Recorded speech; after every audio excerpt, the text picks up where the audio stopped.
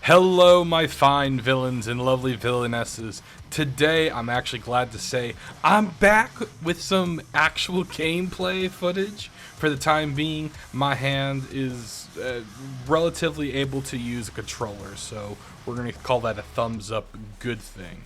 Anyways, before anything, help a villain out and let's get on into this Frost build. Now, if you like Frost and you absolutely just hate the bloody current meta and you want something a little more comfy, you can just kind of do what you can. This is going to be some work, but I guarantee you, you're going to have some fun. So first, before gameplay, let's get on into the actual build. Alright, so here is the build itself. As you can see, you are going to need a lot of shards, and especially some Tau forged shards, which would definitely be useful and needed. If not, you could find a way around it, but this is my personal spin on this. So as you can see, this is my Frost. I know he looks as sexy as all hell. We'll get into that stuff in a later video, but we're going to go over the shards. So we got 1 duration, 1 strength, and 2 75 yellows. I say effectiveness against, or effectiveness on energy orbs, 2 of them, which will give you 150%. It might be overkill, but sometimes I do kind of like to spam abilities, so that extra little bit of oomph does help me out a little bit. And if you can, put in some energy. If not, if you are going completely mad on energy and you actually find that you're pretty good on this, you could slap this off and put in something that'll get you over to 2,000 shields. Because right now we're going to be focusing mainly on shields. Alright, now the actual build itself. This is the build. You are going to want to change the aura to Brave Respite because we're going to be going with shields. Now, if you are wondering, well, something don't seem right here. It's because the shield recharge is at 0.2 and the shield amount is 265 per second. Now, V, how the hell do you get this? Well, I have seen a few videos, and you're going to be needing fast deflection and vigilante vigor. Fast deflection you'll get through playing Warframe, but any of the vigilantes you are gonna have to go to the plains of Eidolon and do the bounties there. That's where you will find this particular mod. You will need both of them. Now, I haven't tried without it, but you will definitely need it for this video.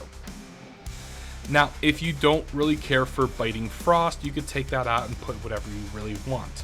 Honestly, if you want the avalanche for the overguard, you're using this for the wrong video.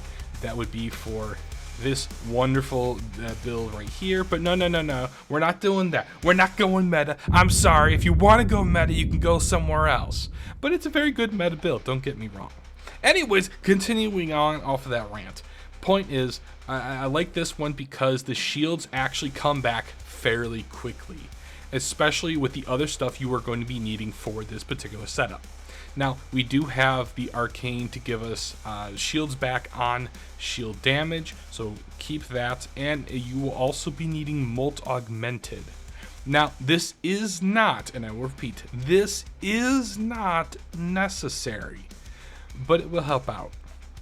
Because currently, I'm only at 99% armor reduction, and if you really wanted to, you could probably put in something else. It doesn't really matter. Getting to over 100% lame anyways. My point is, though, you're going to want it not for his 4th ability, but for Hideous Resistance.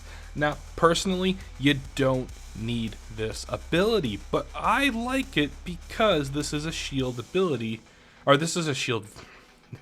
a shield ability. This is a shield-based frame.